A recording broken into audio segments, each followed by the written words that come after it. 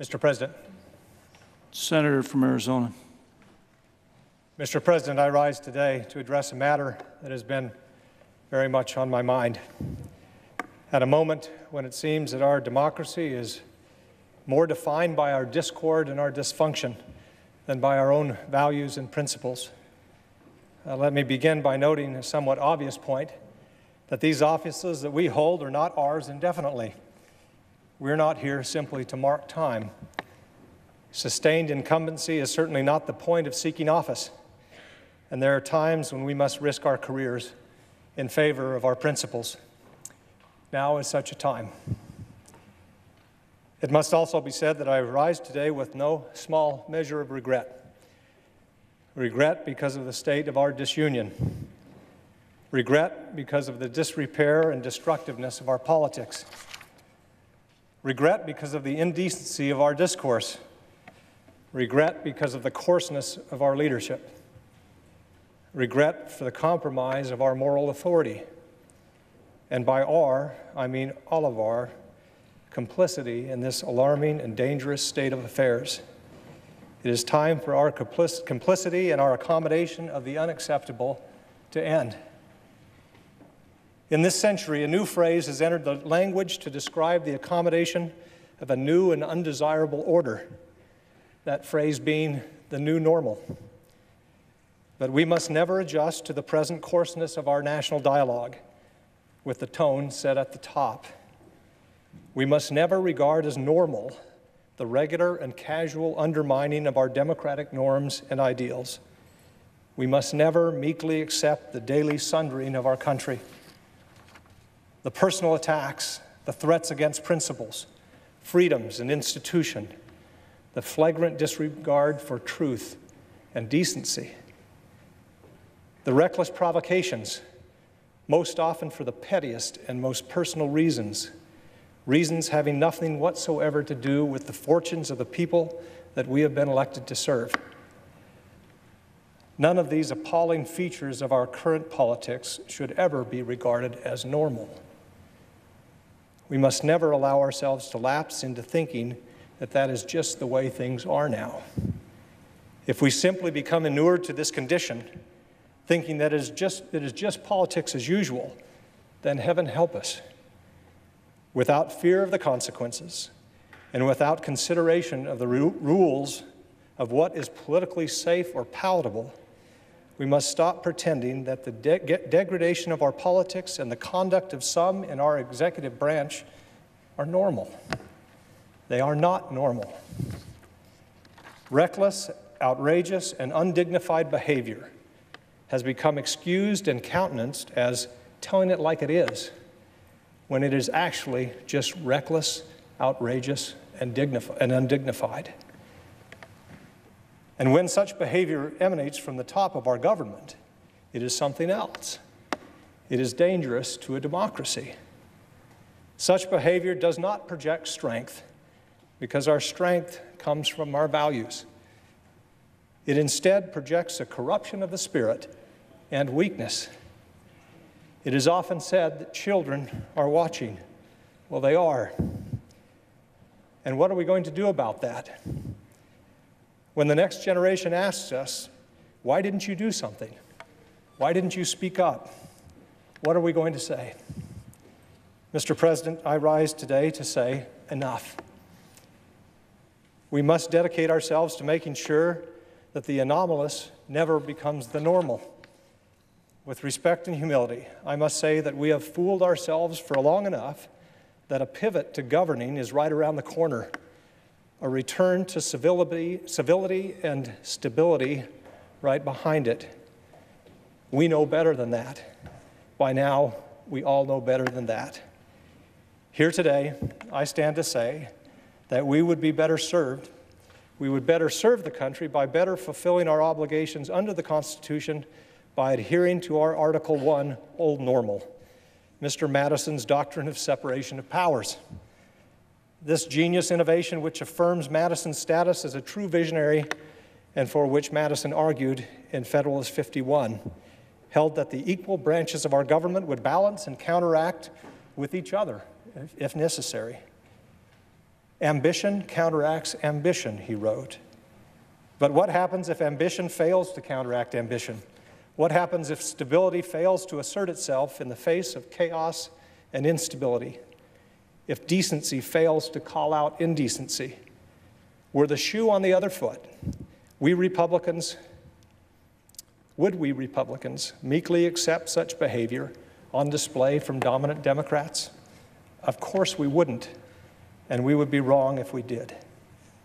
When we remain silent and fail to act, when we know that silence and inaction is the wrong thing to do because of political considerations, because we might make enemies, because we might alienate the base, because we might provoke a primary challenge, because ad infinitum, ad nauseum, when we succumb to those considerations in spite of what should be greater considerations and imperatives in defense of our institutions and our liberty, we dishonor our principles and forsake our obligations.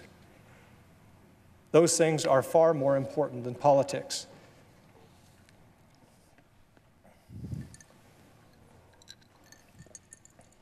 Now, I'm aware that more politically savvy people than I will caution against such talk. I am aware that there is a segment of my party that believes that anything short of complete and unquestioning loyalty to a president who belongs to my party is unacceptable and suspect. If I have been critical, it is not because I relish criticizing the behavior of the President of the United States. If I have been critical, it is because I believe it is my obligation to do so, and as a matter and duty of conscience. The notion that one should stay silent and as the norms and values that keep America strong are undermined, and as the alliances and agreements that ensure the stability of the entire world are routinely threatened by the level of thought that goes into 140 characters. The notion that we should say or do nothing in the face of such mercurial behavior is ahistoric, and I believe profoundly misguided. A Republican president named Roosevelt had this to say about the president and a citizen's relationship to the office. Quote, "The president is merely the most important among a large number of public servants. He should be supported or opposed exactly to the degree which is warranted by his good conduct or bad conduct, his efficiency or inefficiency in rendering loyal, able, and disinterested service to the nation as a whole." He continued, "Therefore, it is absolutely necessary that there should be a full liberty to tell the truth about his acts. And this means that it is exactly as necessary to blame him when he does wrong as to praise him when he does right. Any other attitude in an American citizen is both base and servile." President Roosevelt continued, "To announce that there must be no criticism of the president, or that we are to stand by a president, right or wrong, is not only unpatriotic and servile, but is morally treasonable to the American public." Unquote. Acting on conscience and principle is the manner in which we express our moral selves, and as such, loyalty to conscience and principle should supersede loyalty to any man or party. We can all be forgiven for failing in that measure from time to time. I certainly put myself at the top of the list of those who fall short in this regard. I am holier than none. But too often we rush to salvage principle, not to salvage principle, but to forgive and excuse our failures so that we might accommodate them and go right on failing until the accommodation itself becomes our principle. In that way and over time, we can justify almost any behavior and sacrifice any principle. I'm afraid that this is where we now find ourselves. When a leader correctly identifies real hurt and insecurity in our country and instead of addressing it goes to look for someone to blame, there is perhaps nothing more devastating to a pluralistic society. Leadership knows that most often a good place to start in assigning blame is to look somewhat closer to home. Leadership knows where the buck stops. Humility helps. Character counts. Leadership does not knowingly encourage or feed ugly or debased appetites in us. Leadership lives by the American creed, e pluribus unum, from many one. American leadership looks to the world and, just as Lincoln did, sees the family of man. Humanity is not a zero-sum game. When we have been at our most prosperous, we have been at our most principled. And when we do well, the rest of the world does well. These articles of civic faith have been critical to the American identity for as long as we have been alive. They are our birthright and our obligation.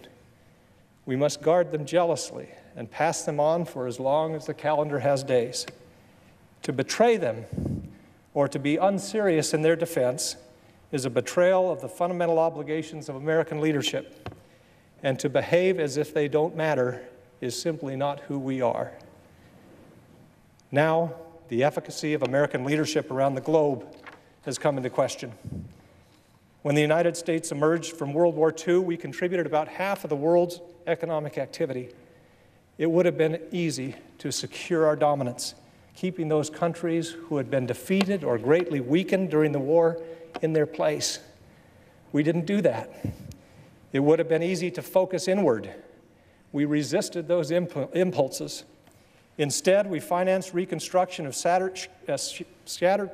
shattered countries and created international organizations and institutions that have helped provide security and foster prosperity around the world for more than 70 years. Now it seems that we, the architects of this visionary, rules-based world order that has brought so much freedom and prosperity, are the ones most eager to abandon it. The implications of this abandonment are profound, and the beneficiaries of this rather radical departure in the American approach to the world are the ideological enemies of our values. Despotism loves a vacuum, and our allies are now looking elsewhere for leadership. Why are they doing this? None of this is normal. And what do we, as United States senators, have to say about it? The principles that underlie our politics, the values of our founding, are too vital to our identity and to our survival to allow them to be compromised by the requirements of politics. Because politics can make us silent when we should speak, and silence can equal complicity.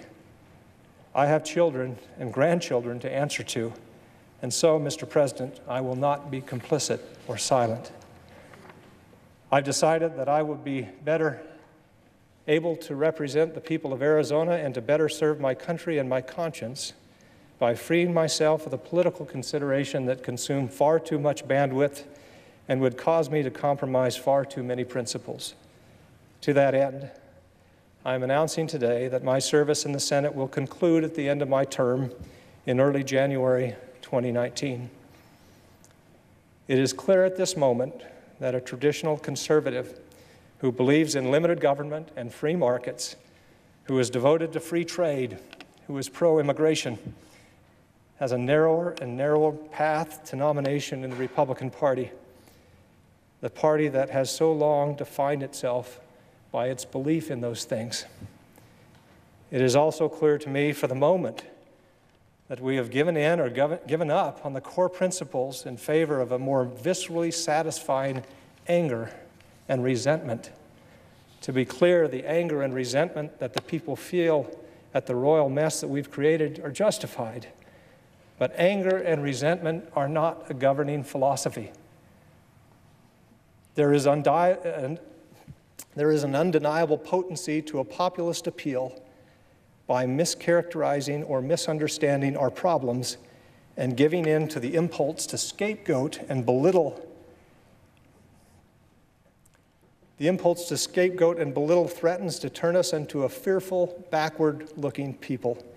In the case of the Republican Party, those things also threaten to turn us into a fearful, backward-looking minority party. We were not made great as a country by indulging in or even exalting our worst impulses, turning against ourselves, glorifying in the things that divide us, and calling fake things true and true things fake. And we did not become the beacon of freedom in the darkest corners of the world by flouting our institutions and failing to understand just how hard-won and vulnerable they are. This spell will eventually break. That is my belief. We will return to ourselves once more, and I say the sooner the better. Because we have a healthy government, we must also have healthy and functioning parties. We must respect each other again in an atmosphere of shared facts and shared values, comity and good faith. We must argue our positions fervently and never be afraid to compromise. We must assume the best of our fellow man and always look for the good. Until that day comes, we must be unafraid to stand up and speak out as if our country depends on it, because it does. I plan to spend the remaining 14 months of my Senate term doing just that. Mr. President, the graveyard is full of indispensable men and women. None of us here is indispensable, nor were even the great figures of history who toiled at these very desks in this very chamber to shape the country that we have inherited. What is indispensable are the values that they consecrated in Philadelphia and in this place, values which have endured and will endure for so long as men and women wish to remain free. What is indispensable is what we do here in defense of those values. A political career does not mean much if we are complicit in undermining these values. I thank my colleagues for indulging me here today. I will close by borrowing the words of President Lincoln, who knew more about healthy enmity and preserving our founding values than any other American who has ever lived. His words from his first inaugural were a prayer in his time and are now no less in ours. We are not enemies, but friends. We must not be enemies. Though passion may have strained, it must not break the bonds of our affection. The mystic chords of memory will swell when again touched, as surely as they will be by the better angels of our nature. Thank you, Mr. President. I yield the floor.